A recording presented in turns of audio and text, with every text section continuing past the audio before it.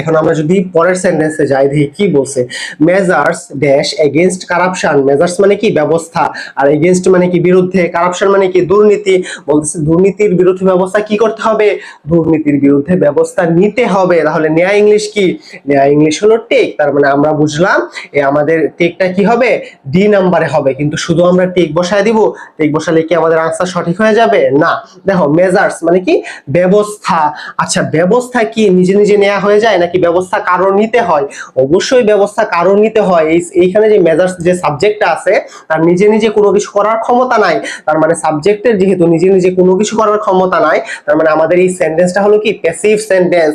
আর passive সেন্টেন্সের structure কি ভাইয়া, প্যাসিভ সেন্টেন্সের স্ট্রাকচার হলো একটা বি ভার্ব বসবে, এরপরে কি বসবে, ভার্বের ভি3 ফর্ম বসবে। তার মানে আমাদের এখানে একটা বি ভার্ব বসাতে হবে, এরপরে কি টেকের ভি3 ফর্ম বসাতে হবে। দেখো তো এখানে মেজার মানে কি ব্যবস্থা, মেজার্স মানে কি অনেকগুলো ব্যবস্থা, ব্যবস্থাগুলো একাধিক ব্যবস্থাকে বোঝাচ্ছে। তার মানে আমাদের এই সাবজেক্টটা কি প্লুরাল সাবজেক্ট। তার মানে আমাদের এখানে একটা প্লুরাল ভি ভার্ব বসাতে হবে।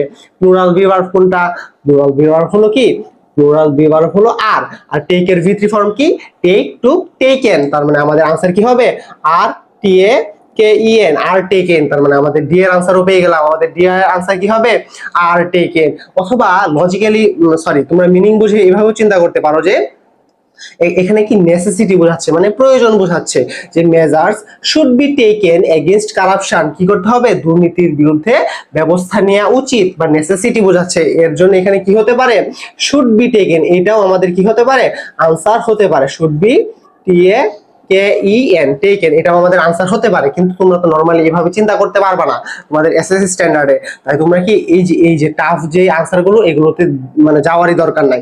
তোমরা কি করবা সহজভাবে বুঝবা যে মেজার্স হলো কি একটা মানে এমন একটা সাবজেক্ট যার নিজে কোনো কাজ করার ক্ষমতা নাই। তার মানে আমাদের এই সেন্টেন্সটা প্যাসিভ, যেহেতু সেন্টেন্সটা প্যাসিভ আমরা কি করে দিব সহজ করে প্যাসিভ আকারে আমরা আনসার করে দিব। এটা বি ভার্ব বসাবো আর মেইন ভার্বটা মানে যেটা থাকবে ওটার ভি3 ফর্ম বসায় দিব। তাহলে আমাদের কি হয়ে যাবে আনসার হয়ে যাবে। তোমাদের এত ডিপ চিন্তা করার দরকার নাই। তোমরা যদি আর টেকেন দাও আনসারে তো কি হয়ে যাবে তোমাদের আনসারটা সঠিক হয়ে যাবে। তার মানে আমরা বি এর আনসার কি পেলাম আর টেকেন। আমরা লিখে নেই যদি বি এর আনসার হলো আর টি A K E N are taken. আমরা ডি এর আনসারও পেয়ে গেলাম।